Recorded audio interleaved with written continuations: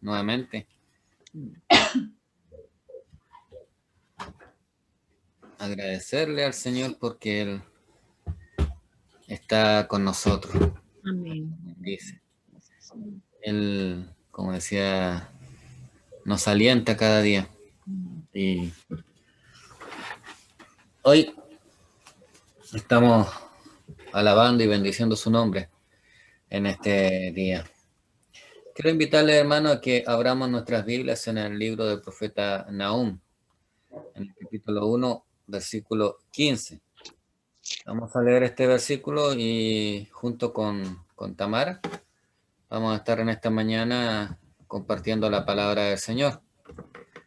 Así que voy a rogarles que busquen ustedes en sus Biblias Nahum, capítulo 1, versículo 15.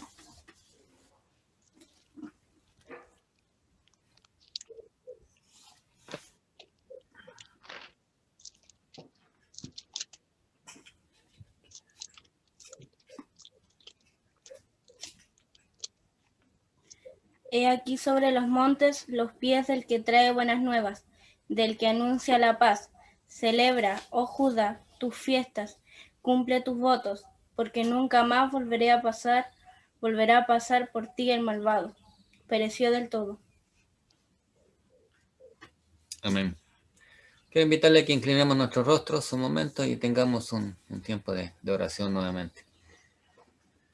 Señor amado, Padre Celestial, en el nombre de su Hijo amado Jesucristo, Señor, vamos ante su presencia para alabarle, para bendecirle, para exaltarle, Señor, para darle gracias por este tiempo que podemos reunirnos, aunque sea a través de este medio, poder estar en conjunto, Señor, unidos para alabar y bendecir su nombre, para, Señor, escuchar su palabra y meditar en ella también, Padre.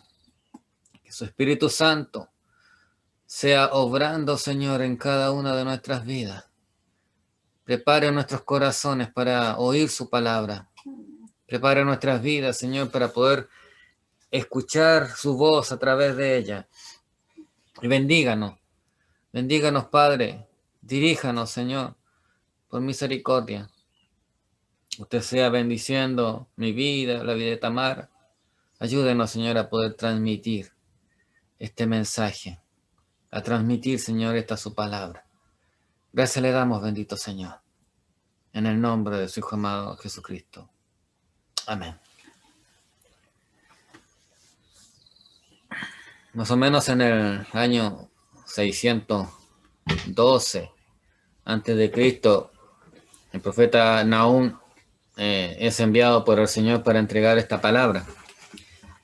Esta palabra él la entrega a Nínive. Y si recordarán, ya hace un par de semanas atrás, cuando veíamos acerca del profeta Jonás, ahí en ese libro se leía también un mensaje que el Señor envía a Nínive. Nínive es la capital del imperio asirio.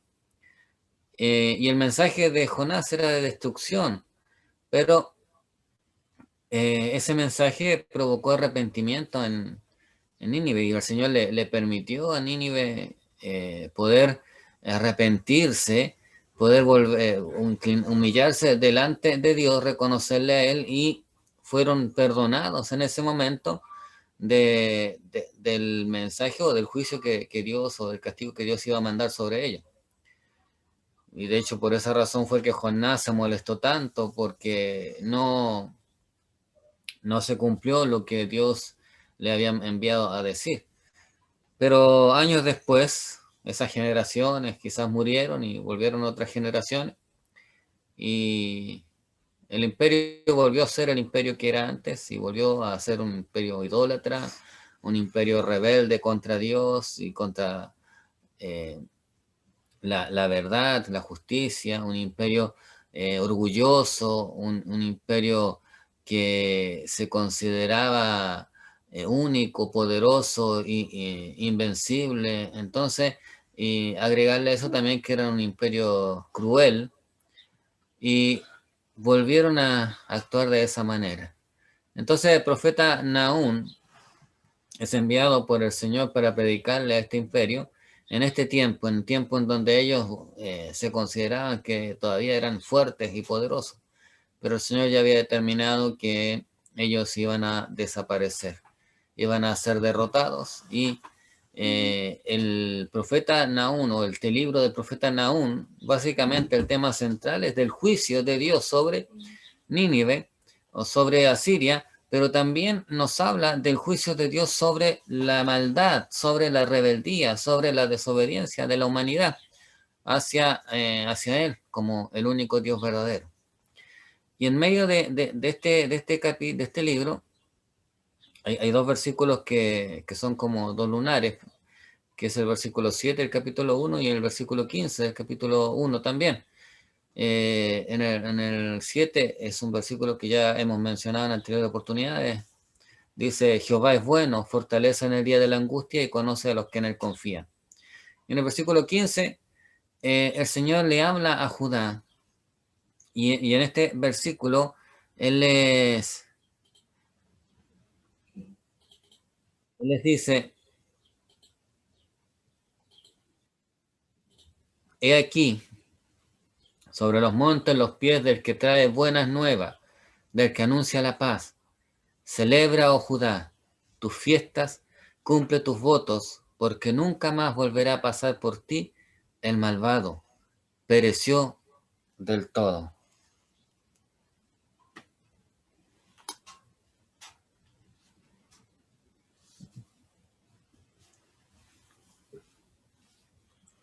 En medio de este mensaje, Dios habla a Judá.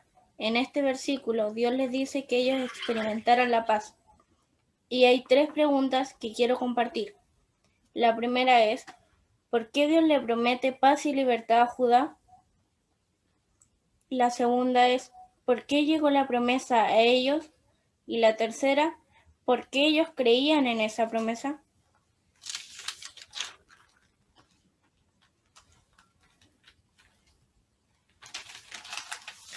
La primera pregunta que vamos a hacernos, ¿por qué Dios le hace la promesa a Judá? ¿Qué tenía Judá que lo hacía merecedor de esa promesa? Nada. No había nada que los hiciera merecedores de la palabra de Dios. ¿Eran mejores que los asirios? No. Habían fallado a Dios, le habían desobedecido, por lo que delante de Dios eran tan pecadores como los asirios. ¿Y entonces por qué? Porque Dios había hecho un pacto con Abraham y aunque había fallado, Dios es fiel consigo mismo y sus promesas. Esa es la gracia de Dios. La gracia es la única razón por la cual el Señor le hace esta promesa a Judá. Como decía Tamara, no había ninguna razón por la cual ellos pudiesen sentirse merecedores de esta promesa. La promesa que el Señor les está haciendo es una promesa de paz, es una promesa de libertad, es una promesa de que ellos van a volver a tener la libertad de poder celebrar su fiesta y realizar toda su adoración a Dios con libertad, porque ya no va a haber un opresor sobre ellos. Pero esa promesa ellos no la merecieran, no lo merecían, porque al igual que los pueblos paganos, ellos habían sido rebeldes a Dios, también se habían apartado de Dios. Solo por gracia el Señor extiende su mano sobre Judá. Y la gracia es algo que no merecemos. Pero durante esta semana escuchaba a un predicador que decía que la gracia no era algo inmerecido, sino que era algo desmerecido. Y yo decía que era desmerecida porque lo que nosotros recibíamos era totalmente contrario a lo que merecíamos. O sea, no es que nosotros recibimos algo que no merecíamos. Nosotros recibimos algo que era totalmente contrario a lo que sí merecíamos. Nosotros merecíamos el castigo, pero en vez de eso recibimos el perdón. La gracia es lo único a través de lo cual nosotros podemos recibir la salvación, la vida eterna, la certeza, la seguridad de que viviremos por una eternidad en la presencia del Señor. Solo por gracia. No es por mérito, no es por luchas, ni por que nosotros tengamos algo que le podamos presentar al Señor como razón para recibir lo que Él nos ha dado solamente por gracia, por un regalo. Y esa es la gracia que Martín Lutero experimentó. Y es la que él predicó, y muchos hombres y mujeres a lo largo de la historia de la Reforma y de la Iglesia han enseñado y han predicado. La gracia de Dios que se hace presente para nuestras vidas.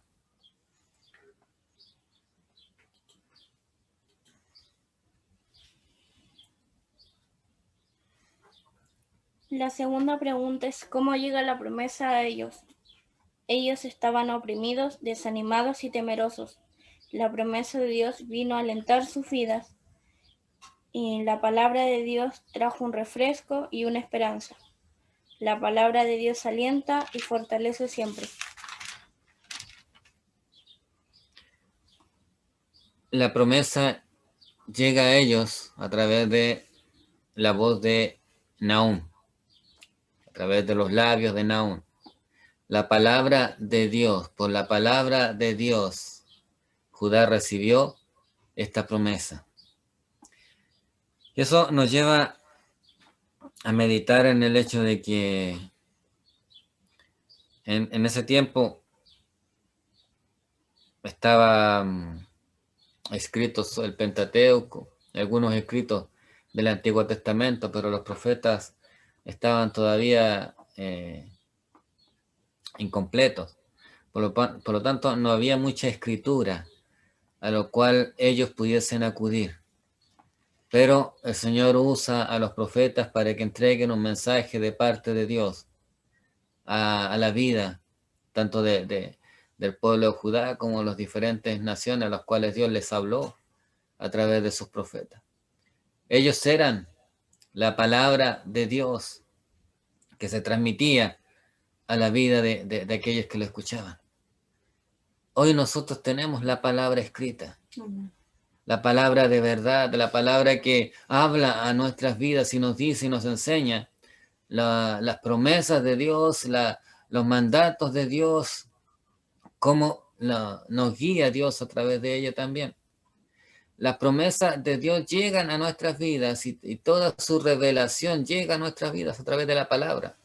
Y el pueblo de Judá recibe esta promesa a través de la palabra de Dios entregada a través de este profeta llamado Nahum, que les anuncia y les alienta a que vendrá un tiempo en donde el Señor los librará del opresor, los librará de aquel que los tiene oprimidos, que los tiene limitados, que no les permite adorar a Dios con libertad.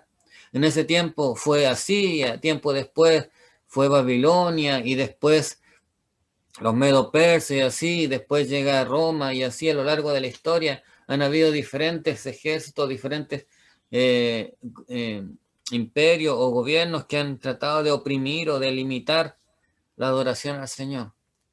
Pero ellos son simplemente instrumentos, entendiendo que hay un enemigo más grande. El apóstol Pablo en el capítulo 7 del libro de los Hechos nos habla de que hay un enemigo que es más grande. Y es ese enemigo el que nos tiene oprimido y es nuestra naturaleza. Nuestra propia naturaleza es el que nos impide muchas veces adorar a Dios como quisiéramos, servir al Señor como quisiéramos, como Él se lo merece. Ese enemigo es el que nos tiene oprimido, pero el Señor da la promesa que le da a Judá, nos da a nosotros también. Llegará un momento en que aquel que nos oprime, aquel que está ahí oprimiendo nuestras vidas, que nos impide poder adorar, poder glorificar el nombre del Señor, ya no estará más. De ahí podremos adorarle y bendecir su nombre por la eternidad. Y ese día es cuando el Señor venga y se abre su reino y nosotros vivamos con Él por la eternidad. La palabra del Señor nos dice eso. En medio de la condición en la cual se encontraba Judá, ellos reciben esta palabra. Esta palabra viene a alentar sus vidas, como decía Tamar. Nos viene a dar aliento, les viene a fortalecer y a darle una esperanza. Y a usted y a mí el Señor nos da esperanza cada día a través de su palabra. ¿No sabe cuál es el problema? ¿Por qué muchas veces no tenemos nosotros esperanza o no tenemos palabra? Porque no vamos a la palabra de Dios para escuchar lo que Dios tiene para decirnos. Si cada día nosotros, como decía la hermana Yanna adelante, si nosotros apartáramos nuestro tiempo para presentarnos delante de Él, para buscarle a Él, para leer su palabra, cada día tendríamos una palabra fresca para nuestras vidas, un aliento, una promesa, una esperanza nueva para nuestras vidas, porque Dios habla a través de su palabra. Y eso nos lleva a la tercera pregunta.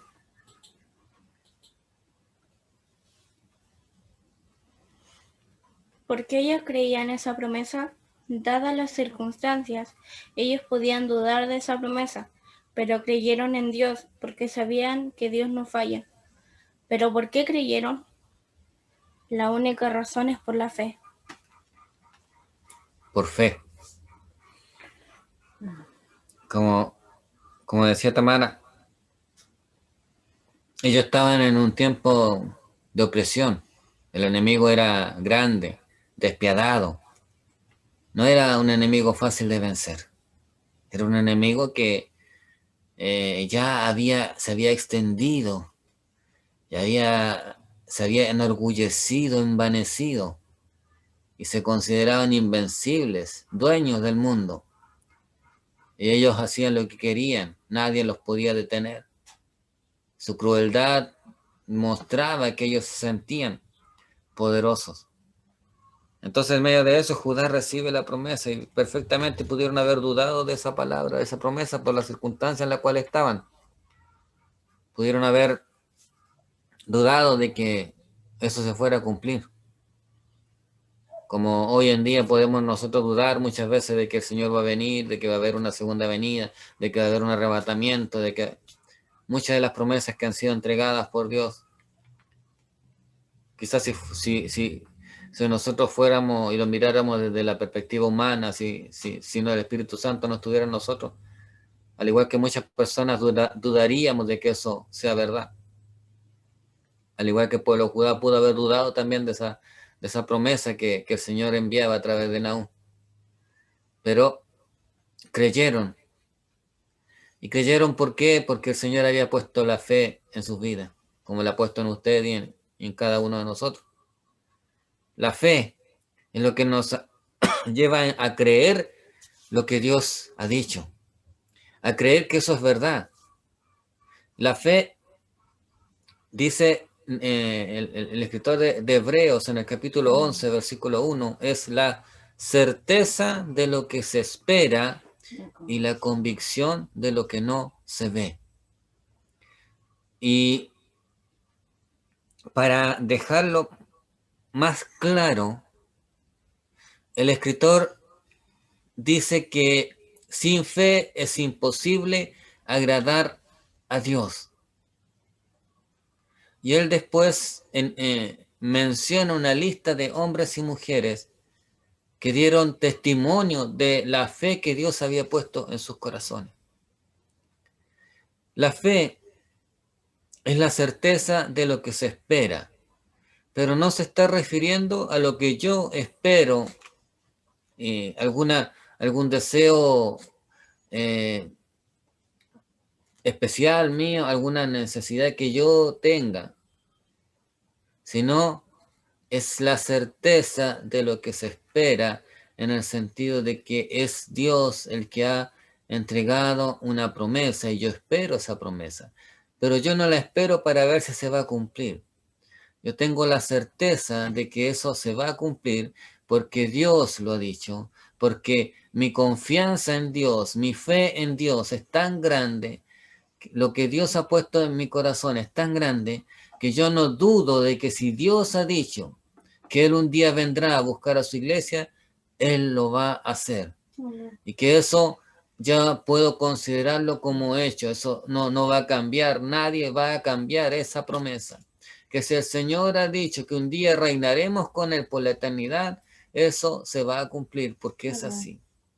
De la misma manera que Judá creyó en la promesa que el Señor le hizo, confió en esa promesa y esperó el cumplimiento de esa promesa, de la misma manera nosotros creemos y confiamos en la promesa que Dios nos ha dado. ¿Por qué?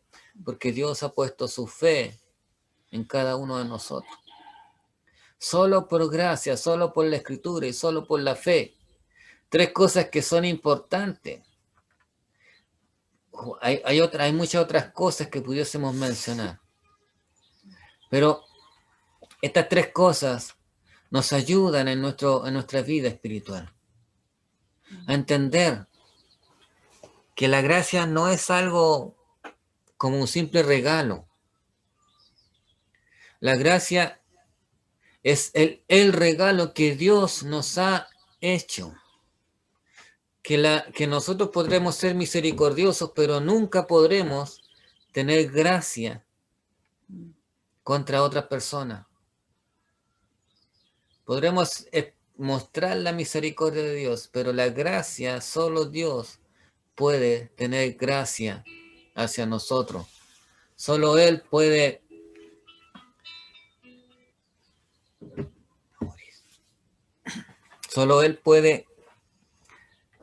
obrar en gracia para con nosotros.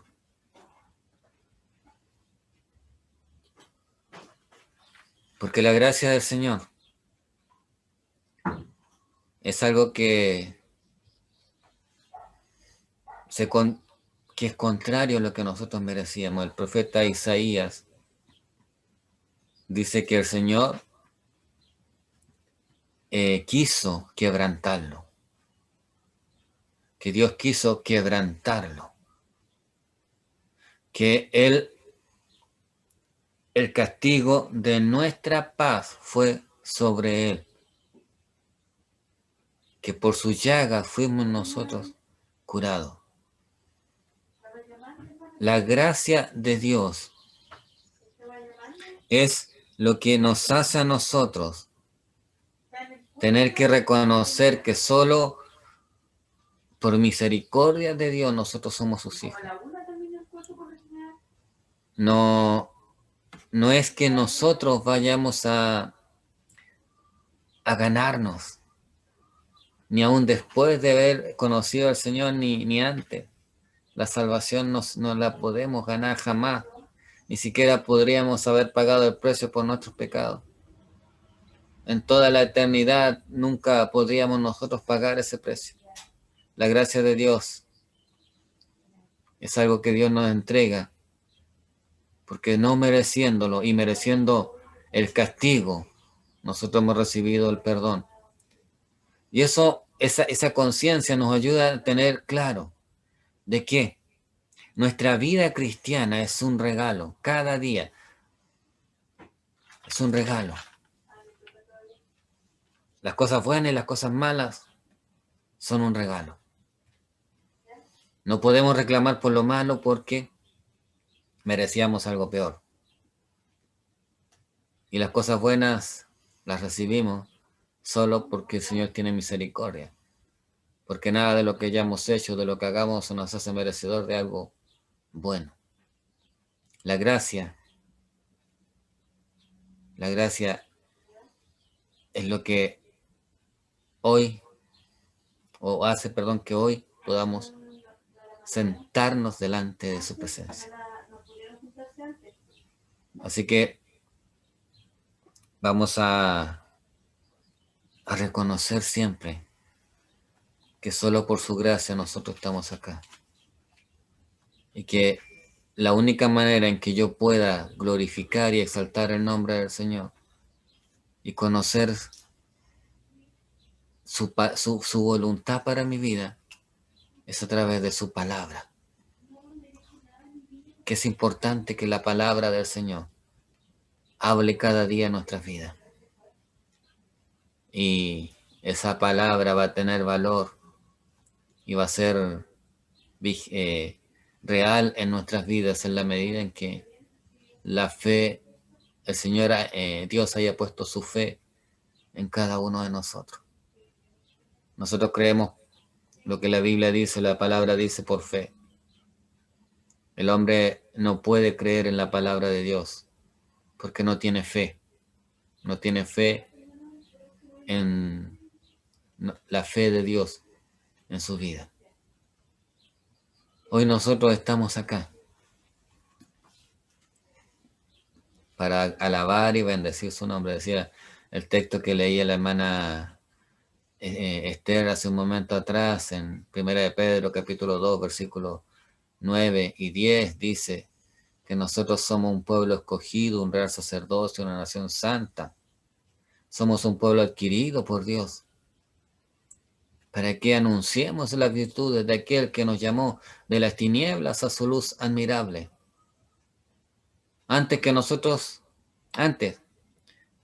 Cuando nosotros no éramos pueblo, dice, mas ahora somos pueblo de Dios. Antes nosotros no habíamos alcanzado la gracia, la salvación, pero ahora la hemos alcanzado. No por nuestros logros, sino por la misericordia del Señor. Estamos acá para dar a conocer al mundo que Dios es el único Dios verdadero.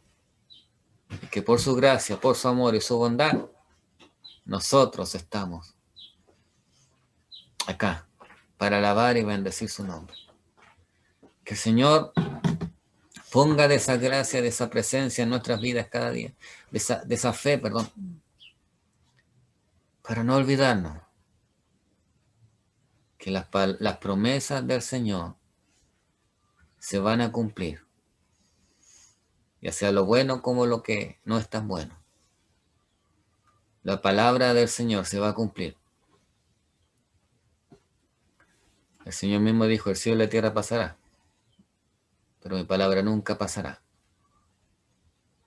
Y Él dijo que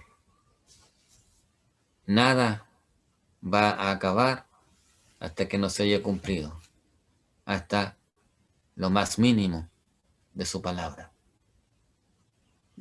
Que el Señor ponga esa fe en cada uno de nuestros corazones, esa fe y esa confianza en el Señor, que podamos conocerle a Él cada día más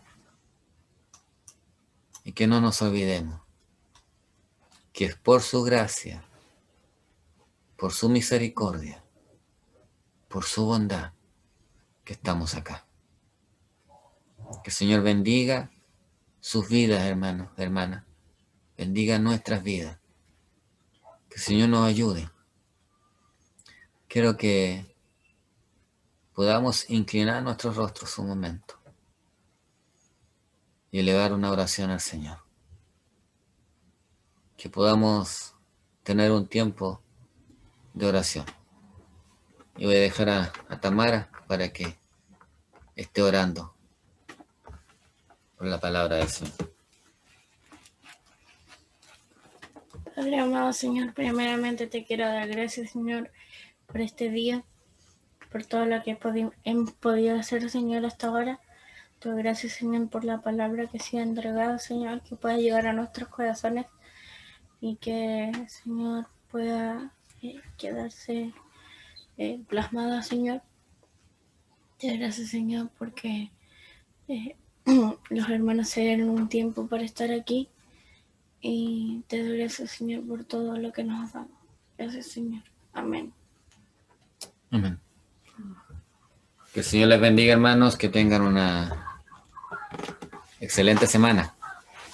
Que en esta semana el Señor pueda guiar nuestras vidas. Y agradecer a Tamara que ha querido participar en este día, en este tiempo. Y espero que en una futura oportunidad ella lo pueda hacer sola. El Señor les bendiga y el Señor nos ayude para seguir confiando en el Señor.